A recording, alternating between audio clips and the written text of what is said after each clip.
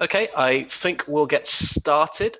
So hello, everyone, and thank you for joining us today for the Strategic Studies panel in the Order and Disorder Navigating Global Crisis series. You may have noticed, if you'd read the chair lineup, that I'm not a handsome Italian, but I shall endeavor to fill Dr. Patalano's position to the best of my ability, despite my lack of cooking knowledge and skills. Alessio, I expect that money shortly for that sort of comment. Just some brief housekeeping rules before we start proper. This is being recorded and is live streamed. And if you could please, for the moment, direct your questions to the Q&A box down below where you identify yourself and just direct who your question is at. That would be great, thank you. Please feel free to ask questions throughout the entire process. You don't need to wait to the end, and we'll draw upon that in the wider Q&A session.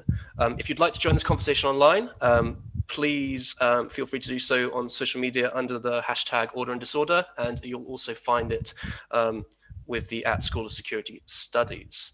Right, so we'll get into the quick bios, and then we'll lead on from there. Joining me today is Dr. Kenneth Payne, Francesca Goretti, and Ivanka Bashanka. Dr. Payne consulted, after having consulted for the UK, US, and Dutch governments, and being a NATO research fellow and a visiting fellow to Oxford University. His research areas include political psychology, international relations, and strategic studies, and AI, which leads me nicely on to his very recently published book, I, Warbot, The Dawn of Intelligence Conflict. By the way, there will be a book launch for that on the 17th of June, for which there should be a link in the chat. And he will be looking at us AI and techno optimism in the IR. He will go first.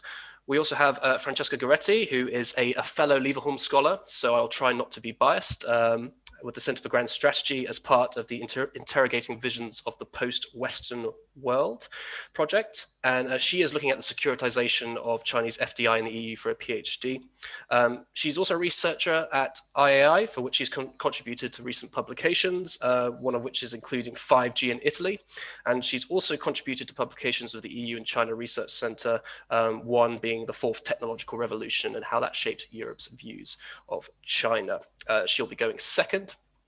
And third, we have Ivanka, who, as a MacArthur-funded research associate at the Center for Science and Security Studies, she is looking at how disruptive technologies can affect nuclear risks. Part of how she does this is through strategic wargaming, which is linked quite nicely with her position as a founder and co-director of the King's Wargaming Network. Prior to her academic life, she was in the position of managing the Federation of American Scientists' interdisciplinary assessment of Iran's nuclear capability, work of which has been cited by multiple news organizations, including Reuters, AP, and the Washington Press. So that's our lineup, and it's an excellent lineup, if I do say so myself. If Dr. Payne could please take the stage to look at his paper, which is, again, looking at AI and techno optimism in the IR.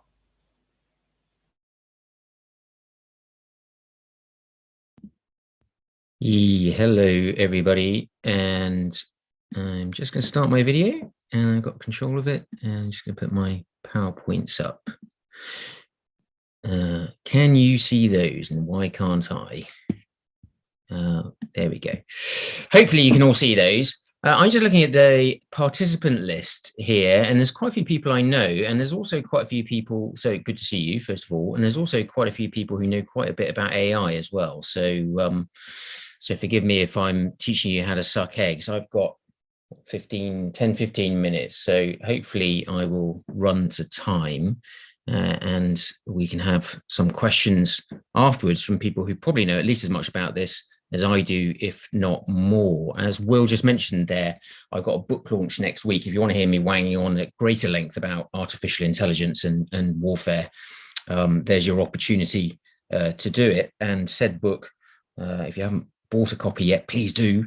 And that will be available there at a healthy discount. I think I can't remember exactly what, but I think it's about 15 quid. Okay, so artificial intelligence and techno optimism in the UK integrated review, a title that I thought up on the spur of a moment when I was pinged to come and talk to the conference. And then I had to sit down and think 2 days ago, well, what did I actually mean when I was talking about techno optimism? There's certainly a lot of optimism about AI, and some of it coming from the top of the British military at the moment. It's very much the buzzword du jour. Here are the 3 of the 4 big grand fromages at the top of the British military. The Chief of the Air Staff, Mike Wigston, we're at a turning point. He said in an interview last week, technology is going to bring both mass and sophistication. We'll return to that question of mass a little bit later on when I talk about why it's such a big deal for the UK. The Commanding General of UK Strategic Command, in his big talk to the RISI conference a couple of weeks ago now, said the AI of all technologies is the one ring to rule them all. And he then went on about it at length. He's an enthusiast. All these top figures, by the way, are currently vying for the very top post, Chief of the Defence Staff, and the Commanding General of UK Stratcom. He doesn't command aircraft carriers or aircraft or the army writ large. So his USP is the enablers, one of which is AI. So that might explain perhaps a little bit of the enthusiasm there. The Chief of the General Staff, the man in charge of the army, reckoned in a speech last week that AI has the potential to render legacy systems obsolete and to transform warfare. So overall, a lot of love, a lot of optimism for AI. And some of that fed through into the integrated review, which majored, as many of you will know, on technology. And here's what it said, a bit of a mouthful. AI-enabled autonomous capabilities will be essential to defense modernization, accelerating decision-making and tempo, extending the range, persistence, and mass of our capabilities, removing personnel from harm's way by undertaking dull, dirty, and dangerous tasks, and delivering significant efficiency and affordability gains. That's a lot of things that they're hoping that AI will do, spanning the whole gamut of activity in defense. Like a lot of other areas of the integrated review, actual detail was on what's going to happen was pretty thin on the ground relative to previous defense reviews, but there was some detail in the IR and around the bazaars as to what's coming. So the announcement of a Centre for Defence AI to centralise and coordinate and drive through change, I guess. The standing up of an AI ethics committee in the MOD to oversee the ethical dimension of AI, whether that's things like biased algorithms or whether it's things like lethal autonomous weapons. Not clear, I imagine, but both of those and other things too. A unified career management structure. So one of the interesting things about AI, it's a broad purpose tool. It's a decision-making tool, not a particular weapon system. So none of the 3 services can claim unique ownership of it in the same way that you can an aircraft carrier or an intercepting fighter, air supremacy fighter, perhaps. And so the skills required are needed across all the services, and that's one of the reasons that Strategic Command is so heavily into AI. Anyway, a unified career management structure. I think this is the beginning of what's going to be a much larger process. At the moment, it's going to relate to cyber activities. I think in future it will do more things, and one of those would be AI. I wouldn't be at all surprised to see greater scope for people to shift between services if they're doing AI decision-making type work. And then the final thing, extensive experimentation and exercising.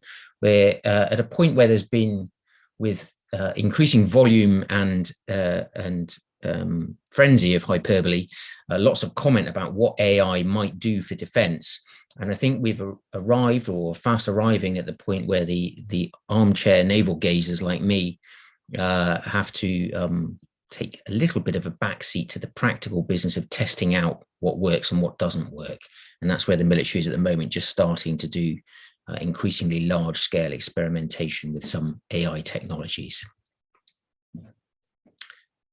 So why is all this happening now? I think there's a confluence of factors, some of which relate to the UK and some of which relate to AI more broadly and to military culture more broadly around the world. For the UK in particular, we're at a point where our armed forces are getting ever physically smaller, and ever more expensive defense inflation, as exemplified most pointedly by the F-35 program, where the current buy is at 48 aircraft, whereas it was originally intended to be somewhere around 150.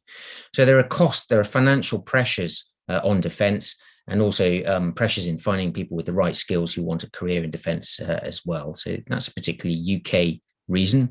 There's also another particularly UK reason, which is Brexit and the almost willful disengagement, if you like, from thinking about the EU. I'm not sure how many times the EU gets a mention in the integrated review, not many, I would guess, but there's certainly the aspiration for Britain to play a global role, a more independently minded global role, and also to pivot to Asia.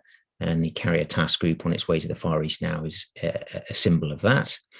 Another British reason, everybody else is doing it, so we should too. The concept of military isomorphism, AI is in defense, is big news in America, Russia, and China. Famously, Putin, the quote everybody wheels out, Putin says that whoever masters AI will control the world. And most people look at that and think he was thinking about defense. The Cummings factors, of course, Dominic Cummings was a big enthusiast for AI and drove through a lot of this change. Now, I remember a story in the Sunday Times a little while ago that said that when the integrated review was being drawn up, the Army's proposals were dispatched back to the Army several times with, the note in the margin saying, come back with more AI.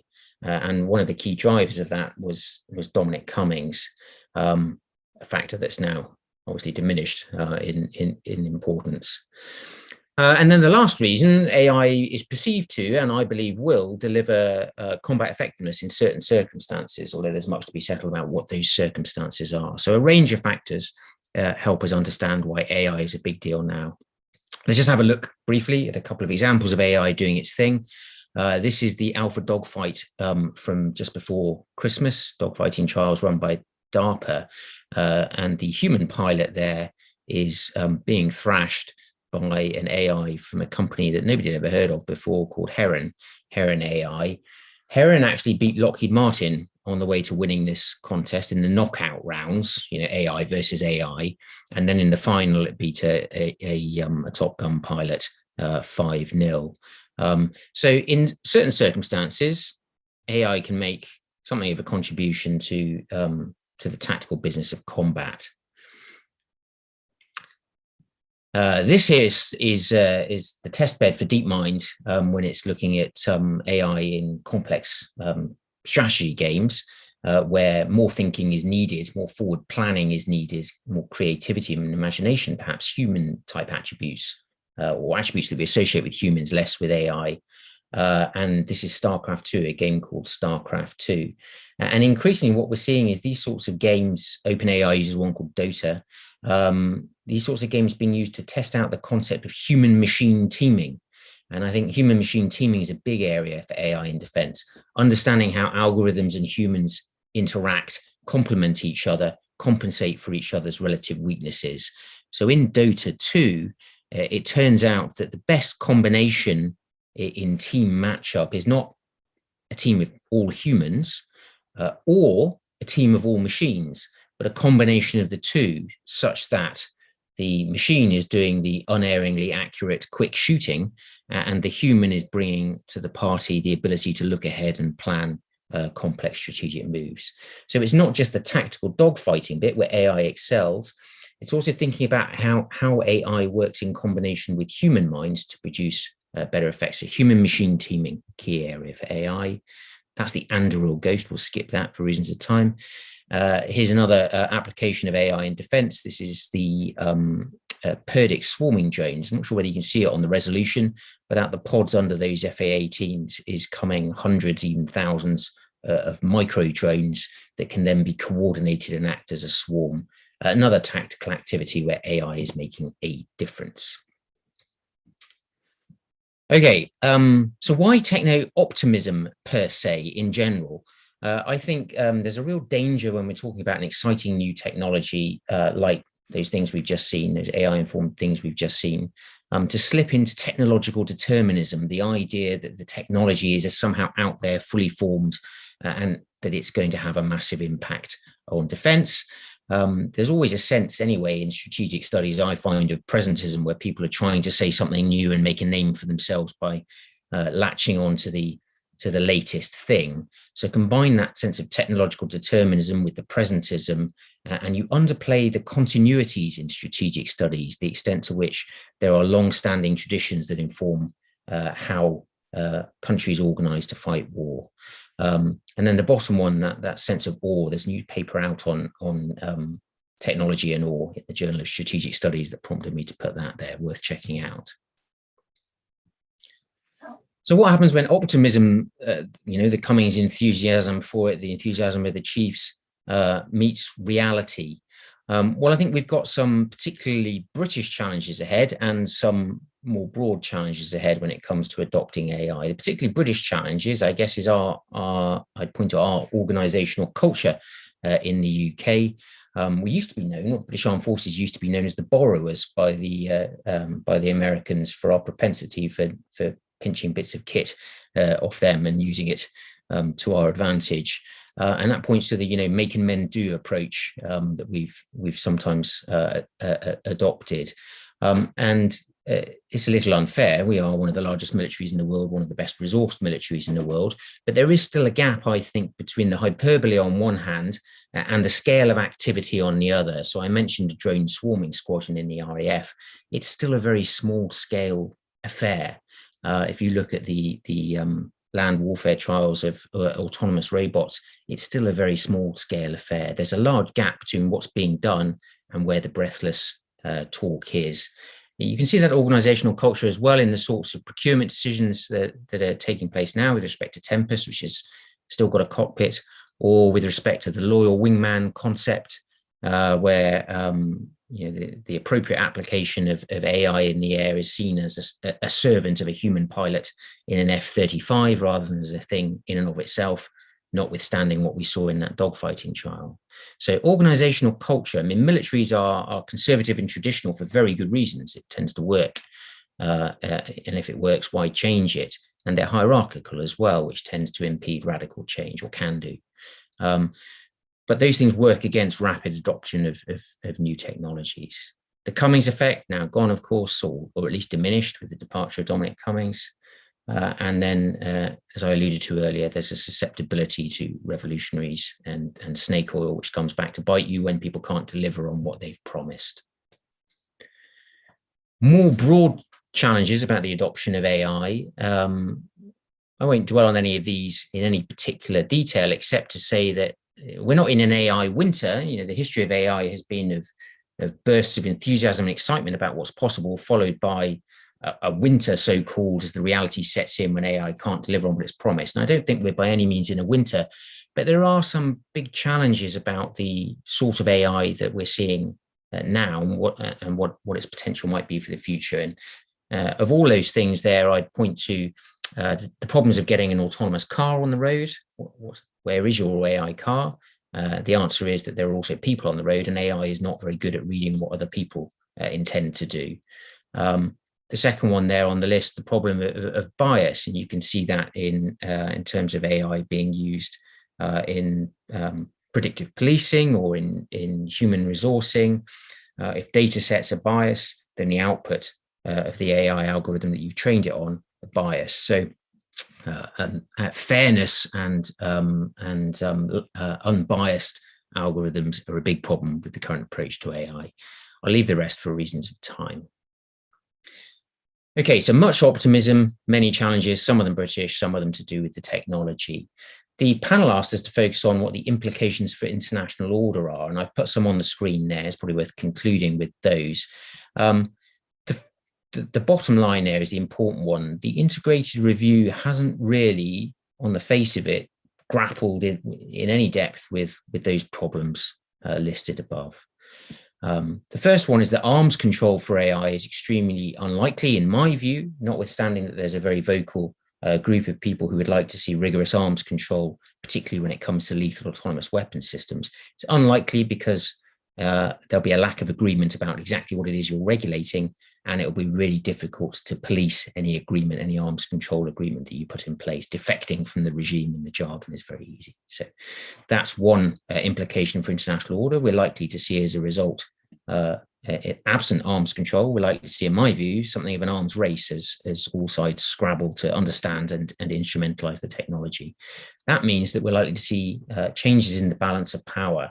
Some strong states will carry on being strong states in an era with well-developed defense AI. The United States, the UK, Israel, all have very well-developed militaries and very good science and innovation sectors, and a reasonable prospect of linking the two together. China, I'd bracket there as well to a lesser extent. It's not clear to me that China has the same capacity for innovation as does America. It's also not clear to me that AI fits well with Chinese strategic culture and military culture, which doesn't really emphasize mission command. So some states will do better than others. The biggest loser among the great powers I perceive to be Russia, and I can pick that up in Q&A. Third point, the utility of force. AI is likely to change, in my view, some existing attitudes and norms about when force should and shouldn't be used. And you can start to see that already with respect to cyber activities. What's the appropriate response to being hacked or to ransomware? You'll see some more of that as AI starts to be an increasingly prominent part of cyber warfare. You see it in the use of robotic and unmanned systems. What's the appropriate response when somebody fishes your unmanned submersible out of the Pacific and carts it off home to figure out how it all works, as has already happened? So different approaches to the utility of force. And I would include there, what are the prospects for the actual use of force if you can be reasonably sure that it's not going to involve exposing your own people to risk? Are you more likely to use force if it's with an unmanned aerial platform than not? I think the answer there is yes. And the obvious precursor would be the use of drones over the tribal areas of Pakistan. And then the last one, I think AI, as it filters through into defense, is going to see something of a change in the nature of the state. And I would include liberal and authoritarian states alike there. There's always been a long-standing relationship between the state, the government, the governed, and technology. There's sort of three-way relationship. And I think the introduction of AI is already starting to change that. And the two examples I put there are what's the appropriate balance between the public and private sphere, particularly in democratic, individualized Western states. How much should the government know about you? What's happening to your GP data this week, for example?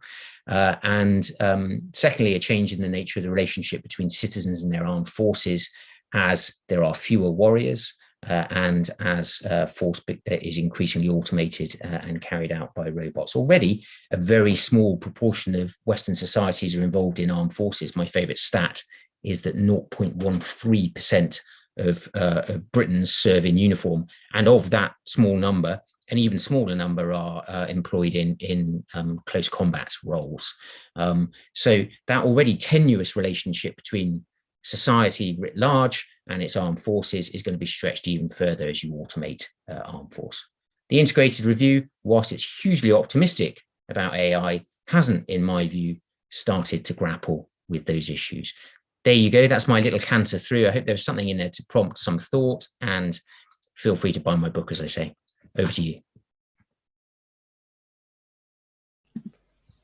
Thank you, Dr. Payne, for that. So yes, just a reminder, book launch is on the 17th of June. Link is in the description, and also a reminder that Q&A, feel free to put questions in the box throughout the session, and we will get to those at the end. So thank you for that. Next up is Francesca, and she will be looking at how the UK should be shaping its China policy off the back of the integrated review. So take it away. Thank you. Thank you, Will. Let me share my presentation, and definitely not trying to say to the government what it should do, but I'm trying to provide an analysis of what has been so far and where it has moved with the integrated review.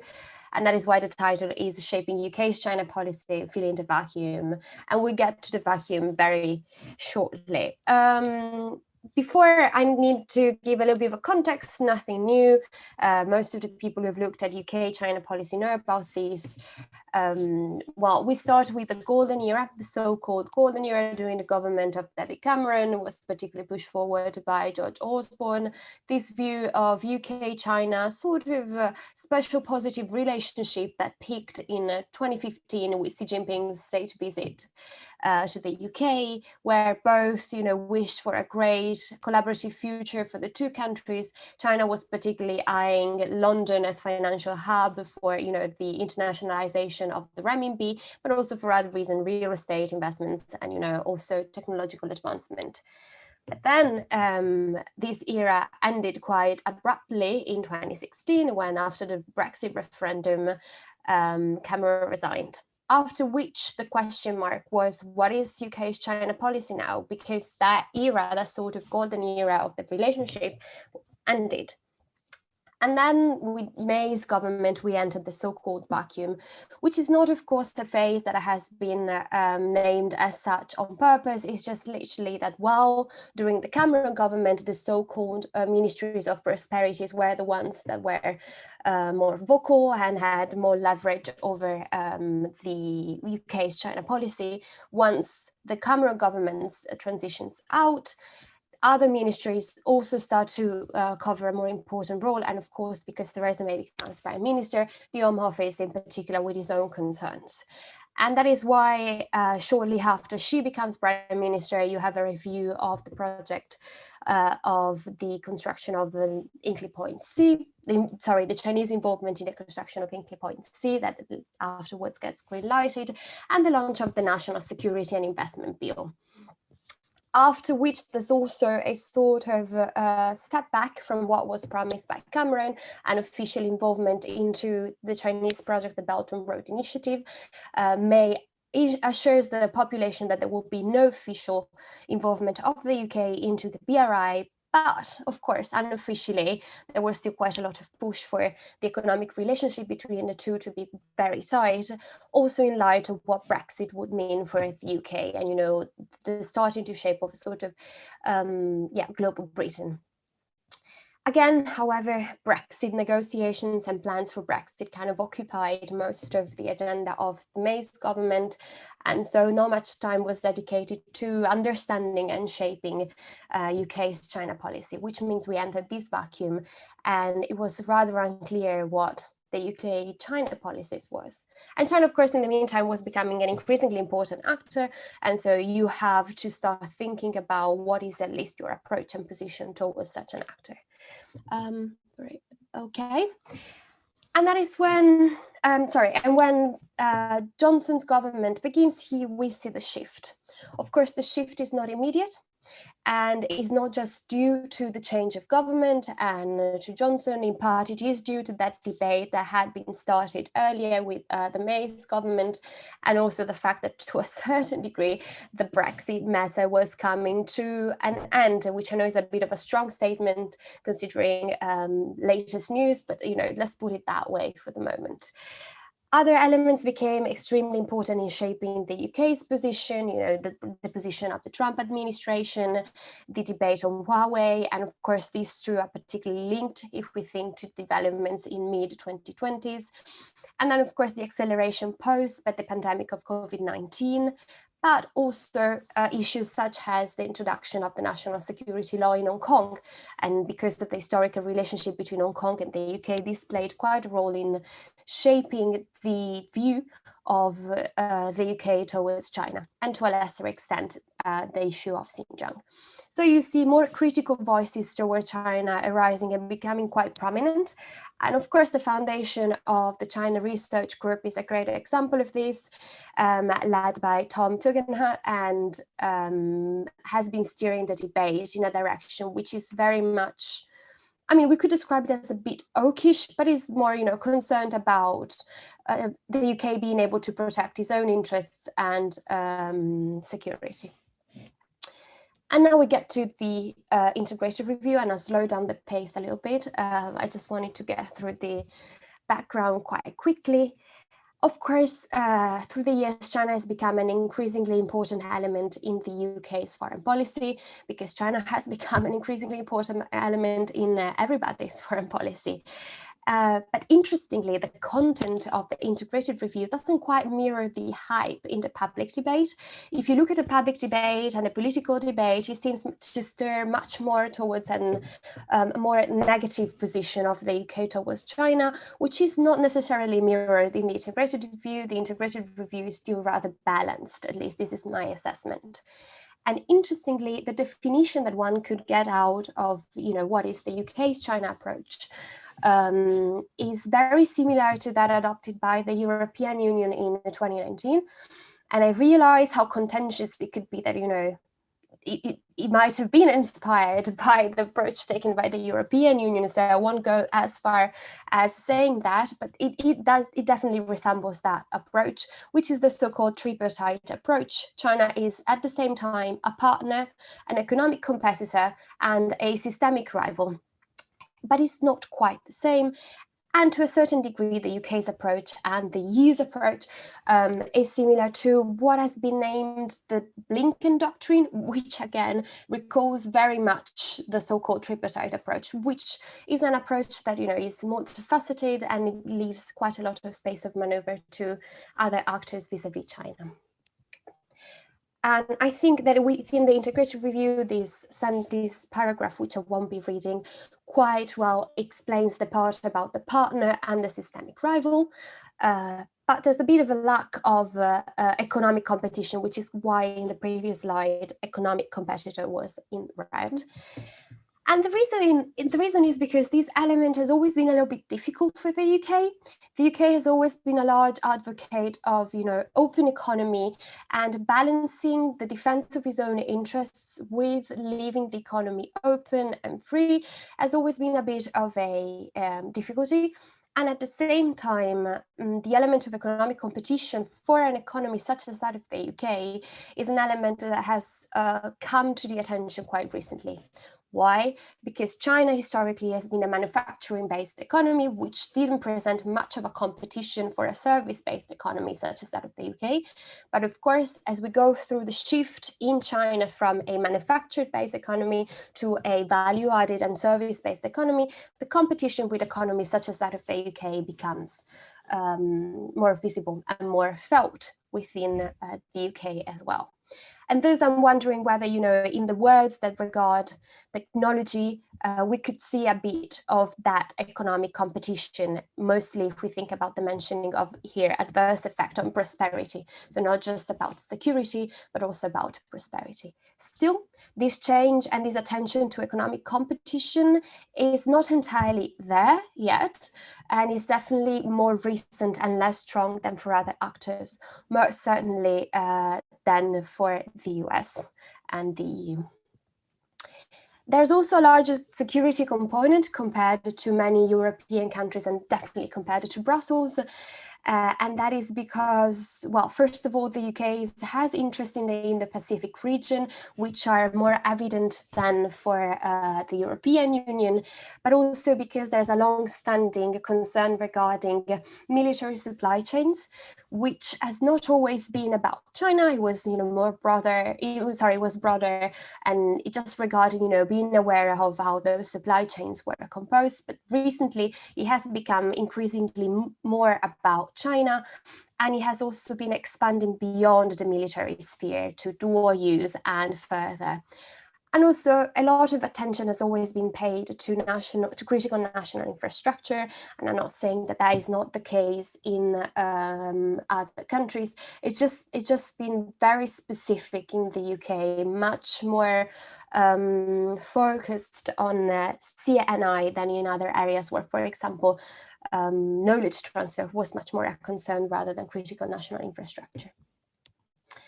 But also values. And of course, again, here we should stop a little bit and thinking about the change that also the Biden administration has brought to this conversation, bringing values back to the conversation. And therefore, it becomes easier also for a country such as the UK to buy into that sort of discourse. But of course, I think it kind of precedes the change in the US, and that is because of the introduction, once again, of the national security law in Hong Kong, and therefore understanding that, values that are an important element of the UK's China policy. And in this regard, also the contribution of the China Research Group and that sort of narrative that type of group advocates also played a role in shaping this part. So just to conclude, the integrated review filled the vacuum that was present, before. I think that to a certain degree it did, but rather than describing how the UK should move forward, is a description of the existing positions and is a framing of positions that at time are contradictory, which is fine. It means that it's still very general and perhaps it's a first step. But I do think that when it comes to China, because of quick changes and difficulties, general frameworks are perhaps more helpful than very precise policy recommendations. This is not always the case, but of course the integrated review was a big work. So I think in this case it applies because it leaves current and future governments quite a lot of space of maneuver when they come to make their decisions. The problem is, I don't think that not just the UK, but any of the actors involved in understanding their China policy are kind of understanding how these contradictions play out when placed one next to the other. And I think this is one of the issues that we'll have to face, well, very, very soon. And then finally, what I'm wondering is whether, the UK's China policy is its own China policy or is an harmonization of the UK's China policies with that of the US and the EU. And my final question is a little bit of both. I think that I've shown that some elements are very much unique to the UK, while others are more in harmony with the allies. And I'll conclude here. Thank you.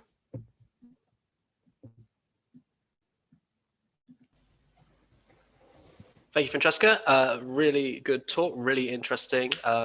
It's always nice to get an outside perspective, which is knowledgeable on China policy in general and sort of apply it to the UK, where we can sometimes be stuck in our own circles, or on our own echo chambers, I should say.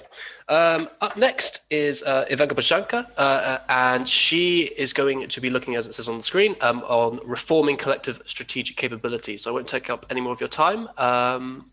Take it away. Well, thank you very much for the kind introduction and for the opportunity to present my views here today. I should also add, in terms of background, that I have my background's in both physics and international relations, so I come from those two disciplines, and my work at King's spans both fundamental and applied research. So on the fundamental research side, we've been interested in methodology and epistemology questions, focusing on strategic issues, in particular looking at high consequence problems on which real world data is scarce. And this interest has also translated into the development of new analytical methods for strategic analysis, incorporating strategic analytical wargaming, but also decision analysis and risk analysis. So in that capacity, I have been advising the Secretary of State's Office for Strategic Net Assessment and Challenge. So I should clarify that the views that I'll present today are personal views. They're in no way representative of that of the UK government, and this is just my thinking and as an outsider looking in.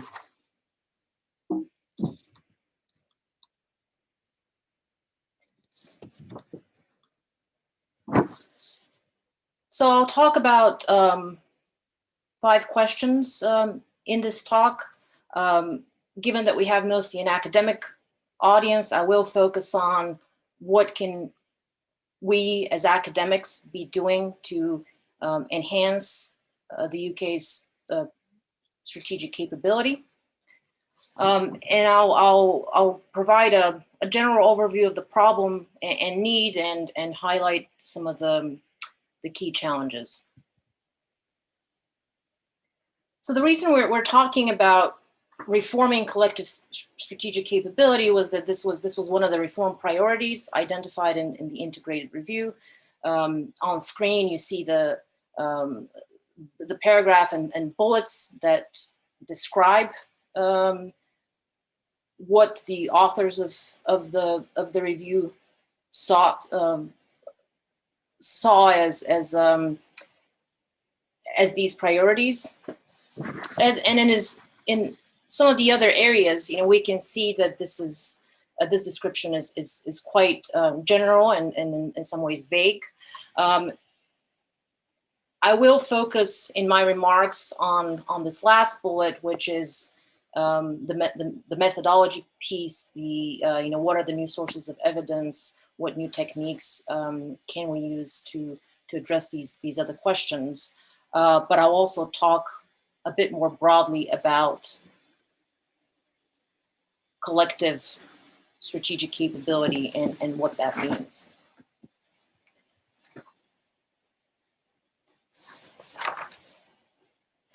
So to elaborate on the integrated review's assessment of those needs, there are at least 5 functional components to strategic capability. The first 2 relate to situational awareness. So this is about, how good are we at identifying challenges and opportunities that have strategic implications to the UK. And these 2 are basically about diagnosis and prognosis of problems. So furthering our understanding of the problem, both long-term, but also short-term. Are we able to recognize the key triggers in real time? Having done that situational awareness, we're now looking to identify solutions, options. So this is where strategy exploration comes in. It's about translating interests into strategic, political, and military objectives, which is a very hard problem, and identifying solutions and courses of action that would enable us to achieve these objectives in different contexts. The strategy development piece is then actually doing this in practice. So once you have the options identified, actually doing this. And then the last component is the implementation, which is the effective and efficient execution in a timely manner and in coordination with other parts of government. We also have what I would call the joint enablers. So this is the people with the needed level of strategic thinking, of relevant domain expertise, and also the methods that help us think about the emerging problems in the security environment. And of course, at the end, being able to bring all of that together to deliver improved strategy development and policy development. So why is this important? Why is reforming collective strategic capability important? As the title of this panel says, there are big implications for the regional and international order. This will have implications on how the UK government interprets unfolding events, how it translates national interests into strategic objectives, and also in what I would call theories of success in different contexts. How it works together collectively to implement these theories of success, and ultimately how effective it is in shaping real world outcomes in accordance with its interests, and doing so either unilaterally or with allies and partners.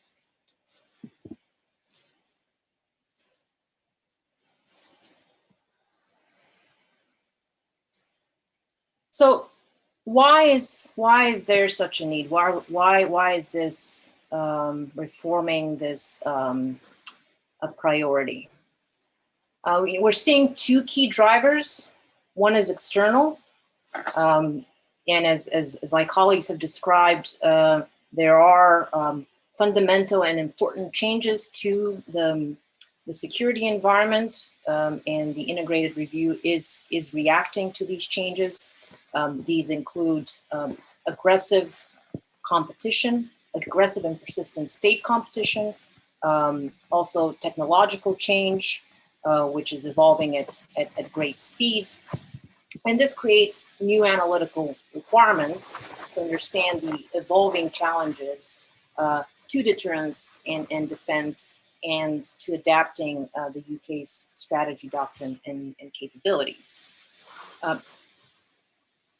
So we're looking at basically the new problem of major power competition and the technological and political and economic change that follows that, which leads into a recognized internal need, a clear top-down signal from UK leadership that we need to change the way we do strategic planning, moving away from what is called capability-based planning, which is you say notion we have capabilities to do a whole range of things in these notional scenarios, to actually being able to answer the question of how well prepared are we in various contingencies facing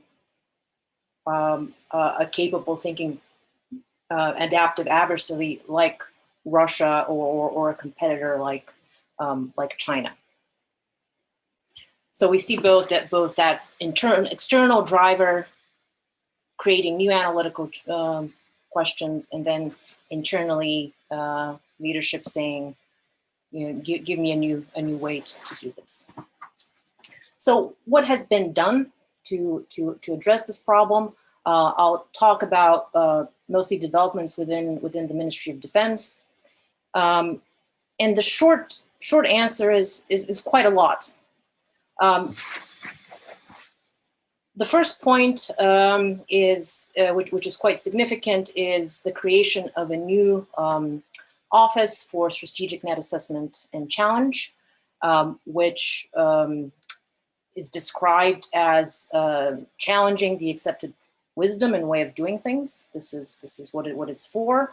It's meant to serve as a central hub for strategic analysis within the head office at the MOD, and for ensuring that both strategy and force development are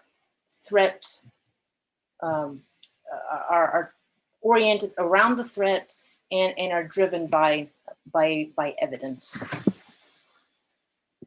Now, a part of that office is something called strategic net assessment, and for some of you, this rings bells, and you go back to the Cold War Office for Net Assessment at the U.S. Department of Defense, but the UK is thinking about this in ways that are both similar and different from its U.S. counterpart.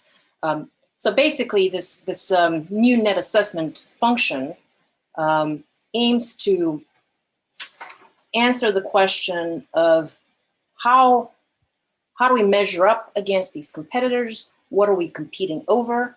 And in what circumstances could competition transition to war? So not looking just at UK capability, but looking at how does that relate to what Russia, China, and other actors are doing strategically, And how does that affect the balance of strategic advantage, meaning our ability to advance strategic objectives in different contexts. And then finally, there's support for doing this kind of new strategic thinking at the NATO level. So a lot has been done, but there are a number of organizational challenges. All of these relate to the ability to link and integrate different functions. So one aspect of that is long-term and short-term net assessments. So you have somebody that is thinking about how are we measuring up against competitors over the next 10 years, and then somebody thinking about what does this look like in the next months and year, and how do those link up, and how do you iterate and update these kinds of assessments in a way that's systematic. Secondly, you have this assessment, you've identified, you've diagnosed the problem, you think how what the trend is, how this might unfold. Well, so what do we do about it? And you have different teams working on different pieces of the problem, and how do you ensure that's done again in a systematic way? You also have then the question of, well, what does this mean for capability development and for the technology and the stuff that we want to build and deploy? And then finally, how do we do that working with other government departments and also with our allies and partners? So analytically, and this is where this problem gets particularly exciting for academics, is that there is, you have external and internal needs driving new analytical questions, and this creates the need for new concepts, new methods, and new technologies. So I'll briefly give you some examples of the kind of new ideas that are emerging from the Ministry of Defense and other government departments. And then I'll talk about some of the challenges and further work that still needs to be done. So new concepts, these include, we've been thinking about modern deterrence, multi-domain, cross-domain deterrence, but now there's a need to think more holistically about both, not just the deterrence piece, but also deterrence and defense, and how that relates to strategic objectives in general. So there's new thinking on, in new development on organizing concepts in that regard, looking at theories of victory, theories of success, and things like the balance of strategic advantage and how that relates to opponents. There's also a recognition that we need new sources of evidence to be able to understand these kinds of dynamics over the long term. There's a huge interest in wargaming, which is a new way of generating data on, particularly on phenomena on which real world data is lacking. So you can't go and look at the historical record to be able to understand how AI will affect the balance of strategic advantage. You need a different approach to do that. And then finally, there's new technologies like AI and a big effort to automate some of these analytical processes. Now, specifically at the strategic level, the focus is on tools that will allow you to process qualitative data quickly and in a distributed way, and I can talk more about that in the Q&A.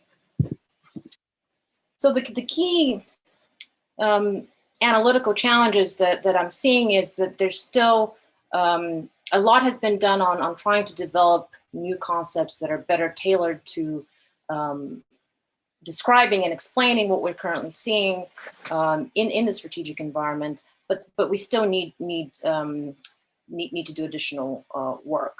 Part of this is that we're taking concepts that are come from a structural realist tradition, like the balance of strategic advantage, which are very much about hard power, and we're trying to explain phenomena like competing strategic narratives or hybrid warfare. And so bringing these things together is still a challenge.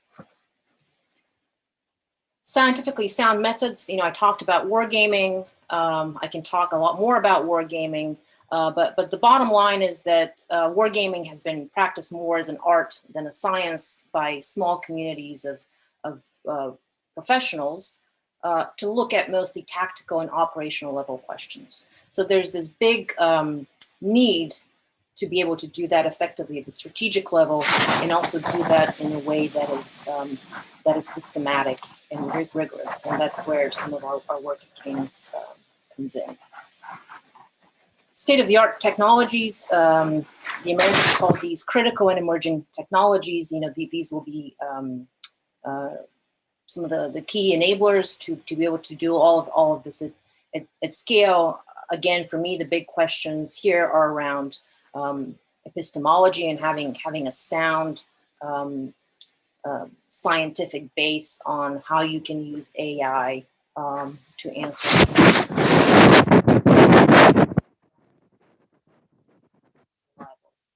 Is that? So finally, some thoughts on what we could be doing in academia to advance this capacity. Obviously, the work on new tools and techniques, importantly demonstrating how these methods can be applied rigorously and ethically to answer different kinds of questions, advancing knowledge on what these key phenomena with strategic impact look like, what is their underlying logic, making sure that those findings then get to policymakers and provide the needed challenge and further thinking. And finally, there's the educational bit and just helping ensure that we have that next generation of strategic thinkers to ready and able to support this work into the future. So I just leave you with my email and some links to publications that you can look at to further explore some of these issues, and I look forward to your questions and continued discussion. Thank you.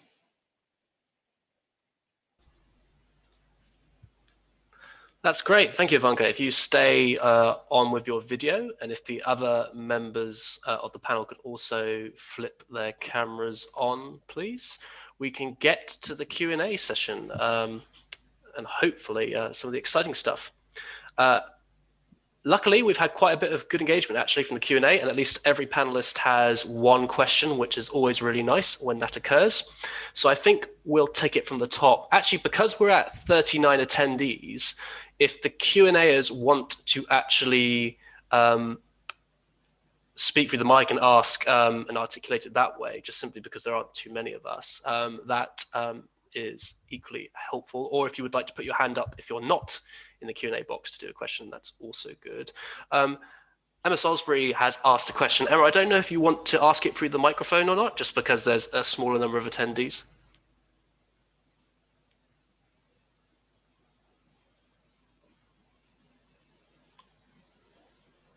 Her video's popped up. Don't know if she's there or not though, if she's popped off to make a cup of tea. No, I'm here. Lovely. Hello. Yes, my question is for Ken. Where should the balance fall in the armed forces between adding AI-centered training for existing personnel and focusing on hiring in talent from the civilian tech world? And will other nations do this better than we will?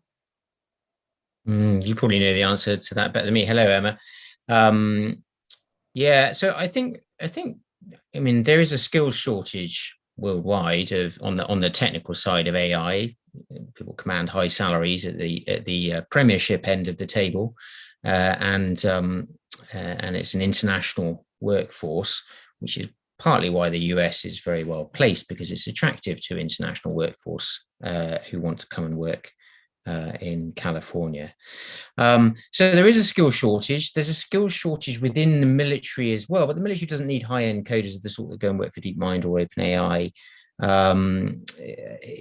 It needs technologically adept people who are capable of thinking also about how the technology is going to be used and who understand what the opportunities and limitations of using AI are. But there is a skill shortage internally. I think that's centralized career management for cyber and technology people that I mentioned is a recognition of that and an attempt to kind of tackle it. Whether it will or not, I don't know. There are a couple of things working against the military doing these sorts of things: tradition, hierarchy, deference for rank, stovepiping into one specialism or another, whatever cap badge or trade you have, and then also the individual service cultures.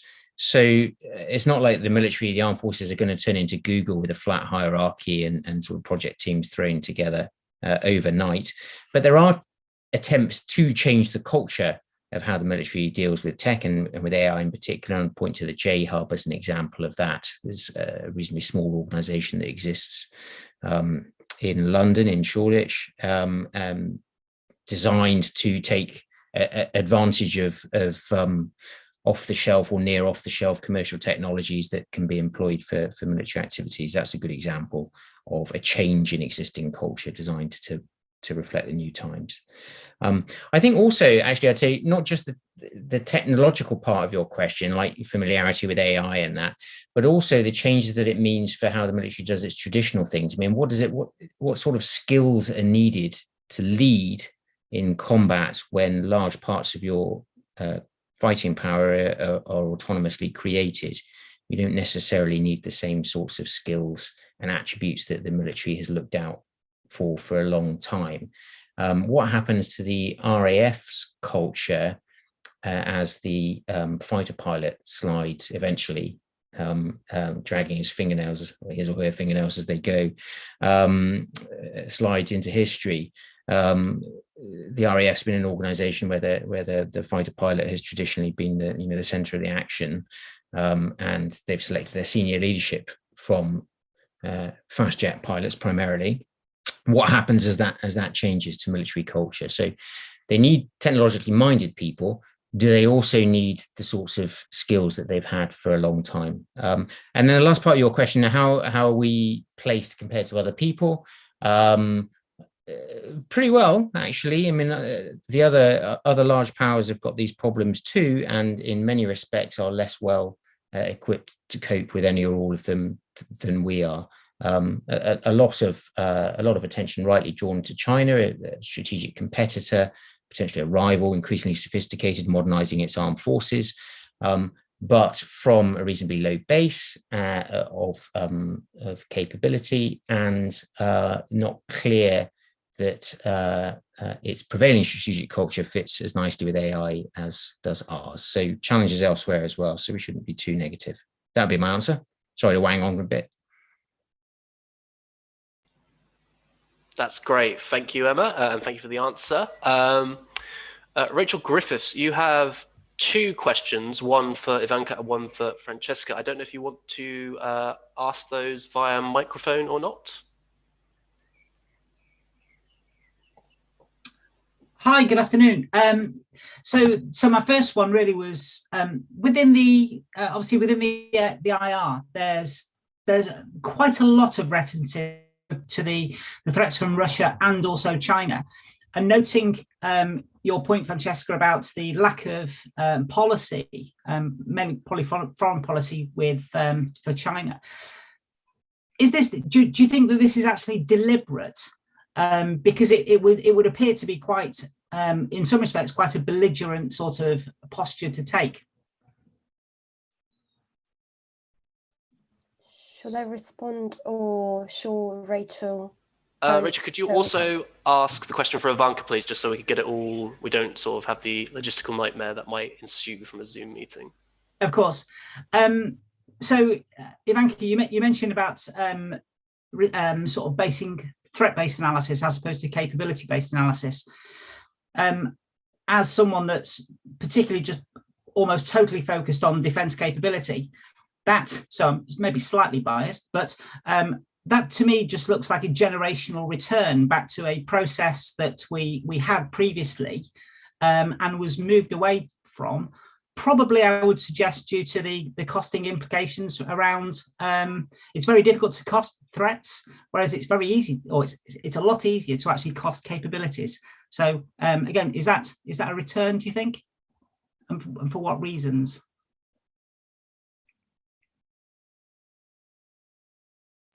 That's great. Thank you, Rachel. So Francesca, if you want to go first, and then Ivanka, if you want to go second.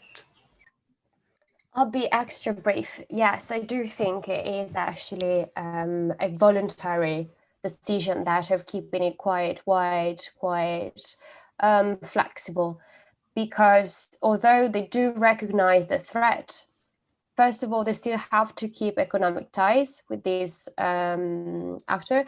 And secondly, they have the problem that everybody has. They don't really know still how to respond. So I think that the flexibility is something that was put in there voluntarily. That is everything I have to say. Well, thank you, Rachel, very much for your question. And we are going back to the future in some ways, because of this revived problem of major power competition, which now looks quite differently. And this is exactly why the priority of reforming strategic collective capability is so important, because there's the temptation to just go back and dust off the old approaches that we have. So, we're returning to functions and processes like net assessment, and the challenge is now making sure that they're modernized, that they're tailored to the new strategic environment. So you're not, just trying to outcompete. You're also looking at where your theories of success conflict and align with a whole range of actors. So not just one power, and in general, making sure that the concepts and methods that we are using aren't, just the Cold War concepts, and we're not going back to that, threat-based planning as it was once done.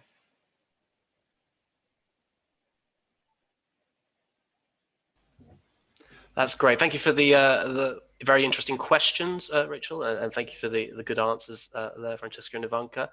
There's an anonymous question, so I think I'll just ask that rather than go fishing for the person who asked it, and it's directed towards Francesca. So the puts out that you just had some really interesting points, and asked if you could speculate. I'll put, as I'm sure you haven't got a one-to-one psychic link with the chairman, but could you sort of speculate on what you think the CCP's views might be towards the UK, both in terms of opportunities and challenges? Sure, thank you. First of all, it'd be great to have a one-to-one, link with the chairman, but it's becoming increasingly difficult to have links with anybody really in China at the moment. Again, this is a bit of a speculation, and of course I haven't studied in depth this part, and I'm sure there are great studies out there that could give you a better answer than I can. My position at the moment is that, so earlier, China viewed the UK as, first of all, a great financial hub, a great opportunity for investments, and also a great entry point into the European market, but also the balancing act within, for example, protectionist push coming, for example, from France, right? So which is why China was very much against Brexit. They didn't like the idea. It would have made their foreign policy even sort of more confused than what it is towards Europe, more confused than what it is now. And also the other thing they were a bit afraid of was, you know, the UK becoming even closer with the US once it had left the European Union. So what is their view now that the UK has left the European Union? There is still this belief that, you know, they have this, that the UK has this very important component of prioritizing economic ties, but they've seen their sort of, you know, quote unquote worst fears materializing after Hong Kong with, you know, the BNO, and also in regard to a whole discourse about value-based foreign policy, protection against foreign direct investments, which, I mean, we're getting there. It took quite a while, but eventually we're getting to the adoption of that mechanism. And again, I think the most important perhaps change was when the UK banned Huawei last year. So they have seen the materialization of what they feared it would have happened. And they think that the UK, therefore, is not as much as a positive counterpart as it used to be. In this sense, however, it's not that dissimilar from the rest from how China views from how China views the European Union. So it's not that far away from that perception. The big question, and I don't have an answer to this one, is whether China perceives them to be savageable, you know, whether they think that, you know, the relationship can be savaged and indeed it can be brought back to a more positive line. And again, I asked this myself as well, so I don't quite have an answer to that part of the question. That's great. Thank you, Fran. I would say probably stay tuned for the next couple of decades, and hopefully you'll be part of that vanguard of academics who might be able to shed some light on that in the future. So we have another Q&A, and this one's directed towards Dr. Payne, and it's from Hugo Rosman.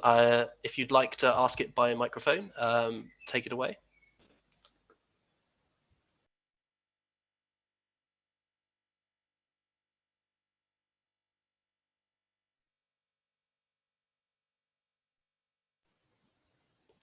Possibly stepped out for a cup of tea as well. I know I have been guilty of doing it once or twice. Perhaps I'll articulate it then, and we can just sort of carry on via that route. So Dr. Payne, you touched upon public-private cooperation and how essentially the question is, how should the UK MOD approach industry engagement from the outset of setting up a defense AI center? And he puts, bearing in mind that other countries have very different relationships with the private sector. Yeah, thank you. Thanks, Hugo, as well, who is here. So I assume he's wrestling with the tech. So the worst thing about Zoom conferences is that awkward pause whilst people try and unmute themselves furiously. So I think it's not a brand spanking new problem, is it? There's always been a problem of how the government relates to technology companies working on defense-related issues. And every country has its own blend, its own particular strategic culture. And where the US has enjoyed fabulous success, especially in respect of the relationship between defense and AI, has been in that unique blend of venture capital, university departments, DARPA / Pentagon funding, CIA funding, and congressional support for, regional state-based activities. So there's a unique American culture, there's a unique British culture, and a distinct Russian Chinese culture, and every one of them wrestles with the same sorts of questions and comes up with their own answers. I think in the UK, we've had some success in building an indigenous high-tech defense sector. And I think that, there are reasons to be positive that we can do that as we move into the AI era as well. However, I think there are some non-traditional businesses that aren't in the habit of working with defense that are at the leading edge of AI research. And that's the challenge for government, is how best taps into that expertise. You can see it starting to happen with companies like Amazon, Palantir, and so on. But there are some companies right at the cutting edge. DeepMind, for example, is quite explicit that it won't work on defense-related projects. And Google has walked away from defense-related projects, including ones like Project Maven that the Brits are involved in. That's using AI to analyze video stream captured from by drones. So how do you work with people who don't want to work with you, who are producing tech that is going to be extremely useful at the cutting edge, especially when you know it's at the cutting edge, and the cutting edge is really important with AI. And I think that's the problem that the British government faces. There was a lot of talk in the run-up to the integrated review about the possibility of state aid for strategic industries to secure an indigenous production capability and development capability. I don't know that that's going to be the case with AI. More likely to be the case in related fields like quantum computing, where you might want to ensure where there's no immediate financial payoff from the product, but you nonetheless want to ensure that the basic research gets done. So it's a challenge, but the short answer is it's a challenge for everybody as well. And I'd rather be in our position than some other people. Hope that helps, Hugo. Excellent, thank you. And sorry to hear about the audio problems. It plagues us all, as Dr. Payne noted, so no harm there. I'm going to interject and take some liberty out as the chair to ask Ivanka a question, just so we can spread them out a bit before going back to Fran. A query I had, and apologies, this is coming from outside of your area of expertise, so it may seem a bit basic for you, but it was something that interested me, especially based off how Whitehall works in the integrated review. You talked about or listed some things that the Ministry of Defence has been working on to reform collective strategic capability. And you also pointed out that some of the issues or challenges or obstacles would be working with other departments in the wider UK. I was wondering if you had any thoughts on where best a national version of this could be placed in Whitehall, or whether you believe it should be a bit more decentralized and it should just be departments having their individual sort of versions of these. I was just wondering if you could sort of extrapolate a bit more on that topic, please. Thank you for the question. I mean, my view is that to be able to do strategic net assessment effectively and not just focus on the military problem, but also focus on be able to understand non-military aspects and what that looks like over the long term. We need to be, this needs to be a whole of government approach from the start. Organizationally, where that's best placed is in the National Security Secretariat, and I would expect that if net assessment is able to deliver new methods and insights that are of interest to senior leaders, that similar kind of capability will be replicated probably at higher levels. That's my guess. No, thank you for that. It's an interesting, at least since I'm a historian, so coming from sort of diplomatic history and sort of the finicky anecdotes that come from practitioners, both old and new. So I'm very interested to see how that collides so it's sort of the connectivity between your research and mine and sort of all the chaos that could possibly come out of that, which is interesting for us as academics. So thank you for that. Really looking forward to see how that happens, and fingers crossed it will happen in a positive light and not a chaotic one. So next question is for Francesca, and it's from G. Leslie. Again, Leslie, if you want to ask via microphone to sort of articulate this question, that would be great. Thank you. Yeah, okay. I was wondering whether or not we heard this recent allusion to a slight change in maybe the Chinese approach to diplomatic language, maybe a move away from wolf warrior diplomacy.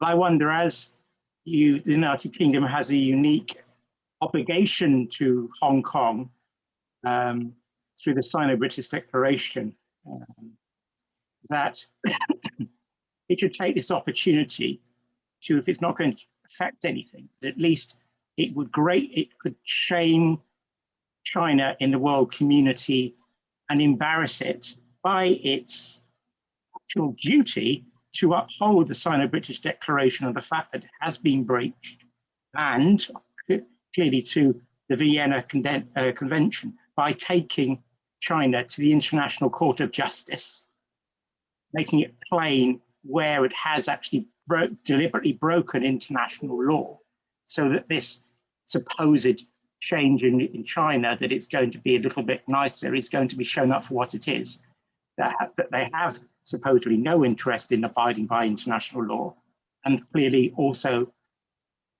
doing the same thing by upholding the rights of the Bhutanese government in having its treaty with China abrogated and its land, 200 square miles worth, being occupied by China with very little notice being taken by the international community. But that too could be taken to the International Court of Justice, or somebody could at least raise it in the Security Council of the General Assembly, which might well lead to other Asian states maybe sticking up for themselves a bit more in the South China Sea. If somebody is prepared to start the ball rolling in abrogation of China for its treaty obligations and its rule of law of sea, etc., it might actually have some effect, at least embarrassment, maybe more than that. What the response of your panel? Great question, thank you. Sorry, Will, did you want to say something? No, I was just going to say that's a big question, so good luck with that. Huge question. I'll try to tackle it the best I can. The first point I would like to make, and I think that is something you also mentioned, is the fact that, Hong Kong is lost. There's very little that, can be done to bring back Hong Kong to his pre-2020 status. And this, I think, is important because anything that would be done would be mainly symbolic, which it doesn't mean it's not important, but it would be symbolic. What does this mean? It means that, if the UK decides to take such an approach, it does so by being fully aware that it's escalating the situation. So, and I don't think that at the moment, the UK is interested in escalating the situation, which is why it opted for the option of granting BNO to Hong Kong citizens rather than, bringing Hong Kong to the International Court of Justice. The other reason is that China has a track record of largely ignoring any resolution from international courts that has been taken in its regard. And of course, the most notable is that granting the South China Sea from the court in The Hague. Sure, it is different. That was an arbitration court. This one would be the Court of Justice. But again, knowing that type of behavior and track record from China means that if you do that type of action, you're fully aware that China is not going to comply, is going to respond very negatively. And at the same time, I'm not entirely convinced that other powers within the region would follow suit the position of the UK. I'm actually quite skeptical because they have to balance their position much more than any other European country has. They are in the region, so they're more directly affected. And the reason why I think the UK wouldn't do something like this is that maybe I'm cynical, maybe I'm, skeptical, terrible person, but economic ties and economic advantages that still are there in keeping a good relationship with China are still an important element. And escalating the relationship between the two like that would endanger such a tie. So I'm not saying that it wouldn't be, theoretically the right thing to do to keep China up to its, international agreements and make it face when it breaches international law. I think it's something that should be done. I'm not quite sure whether, the UK government or any other actor is up for the challenge at the moment. I think this is the best possible answer I can give to such a difficult question, and I'm sure that many people would disagree with what I've just said. Do you not think at least that it should be put out there, the occupation of so much of the Bhutanese territory, that it hasn't hit world news headlines or come out of the mouths of any of major international actors? I find quite extraordinary. Sure. I mean, if you're talking about opening a debate in this regard, sure. I mean, of course, thankfully, we still live in a part of the world where public opinion and free debates are allowed. But again, I'm not quite sure it would be consequential. Thanks, Fran. Sorry, Leslie, we're gonna have to cut that sort of flow. There is a very interesting flow, and hopefully will be stuff we'll look at more. But I just want to get one more question out from the Q&A before we finish. Thanks again for that, Fran. And I wouldn't worry about people disagreeing. I think every person has their own view on China. So it's kind of like grand strategy. For every book on it, there's a different definition. So it's the same with China. I'm going to combine the last two questions because I think we can just about get away with that. One from Anonymous and one from Michael Miner, who can't, unfortunately, talk through the microphone. Michael asks basically to the entire panel, where China sits basically in all of your spaces, or in the space of the integrated review for the UK, which Francesca probably touched upon the closest due to the question. But looking ahead, how do you see this competition unfolding in all of your spaces for the UK and NATO? And I think also, Dr. Payne, that will touch upon the other question, which is, you talked about how the China is coming from a different space organizationally when it comes to AI, and implied it was behind the US, Israel, and China, at least according to this questionnaire. Could you expand a bit more on that, probably when you're answering your section of Michael's sort of larger question, which is an excellent question to end on, especially for the integrated review, which is looking 10 years ahead. So if we go Dr. Payne first, and then Francesca, and then Ivanka. Thank you. Yeah, great. Thank you. I'll be reasonably brief for reasons of time. So I think the first thing to say is that you never know until it comes to a punch up. Power ultimately is revealed in the moment, says Laurie Friedman, and he's right. You never know how your kit and your concepts are going to perform until they're put to the test against somebody else's. So reasons to think China is well placed for AI. It's got huge scale, huge defense budget, and that's growing and rapidly. It's got lots of data to hand, particularly data internally gathered, social data internally gathered, that it can use to train its AI and to figure out how it best works. It's got lots of computer scientists, many of them trained in Western universities. It's got a permissive approach to ethics, a more permissive approach to ethics, to what you can do with that AI and that tech and that data. And that's true when it comes to surveillance. It's true when it comes to things like using AI in conjunction with biotechnology. So a more permissive ethical environment. And it's been pretty good over the years at espionage, to acquire ideas that it doesn't necessarily have. So it's got some advantages, but the disadvantages are profound. And they are, I think, economic fragility. I'm not so sure that China is as well placed as we sometimes think to continue its economic miracle. It's experiences reasonably high levels of corruption and centralization, both of which militate against innovation. It doesn't have the same degree of soft power for third parties looking on, as does America still post-Trump, and as does Europe. And so it can't necessarily attract the best non-Chinese national people working on the technology in the same way that American companies in California and elsewhere can. And I think the story of China when it comes to defense technologies, maybe even more broadly, has been one of extremely good emulation, less good innovation. And so for those reasons, I think I'd be quite quietly confident that Britain is well placed relative to China.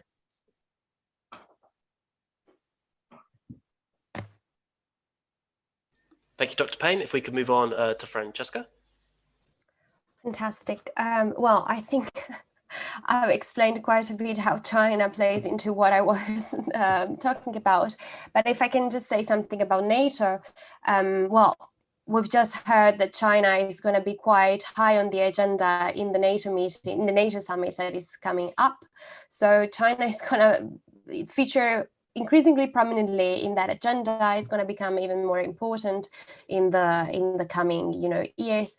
And although I'm not saying this happily, I do think that the competition side of the relationship will become much more present. I'm one of those people who's not 100% sure that the positive positioning towards cooperation in the climate sphere, for example, is actually going to be positive and an area of collaboration. I think that there too, there's going to be competition and friction.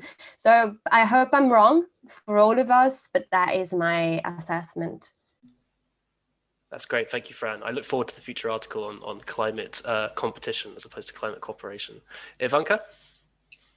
So I'm glad you ended on this question, because it's a perfect net assessment question. So this is the reform in strategic capability is ongoing exactly because of the need to be able to answer those kinds of hard questions with evidence. And as Ken said, you never know until your power is tested in real world. Well, the proposition is that there are ways of knowing. Wargaming is one, and so that's why there's this interest of new sources of evidence, new ways to test solutions to better understand the problem in a safe to fail environment. That's great. Thank you all. Like Ivanka said, an excellent question to finish up on. The integrated review is pushed out for 10 years and theoretically 20 in terms of the more conceptual stuff. So it was a very good sort of future question to look at. So that's it for this panel, the Strategic Studies panel for the wider conference. Thank you all for joining us. I believe the recording is on YouTube if you'd like to go over it again. In terms of any last minute notifications, again, I would just reiterate, as in the chat, 17th of June is the book launch for Dr. Payne's book, and watch this space for exciting new stuff coming from both Francesca and Ivanka in the future. I know I certainly will, particularly based off their papers. Thank you all, thank you for joining us, and I hope you have a nice evening, or if you're from Massachusetts like Michael, have a nice morning. Thank you all.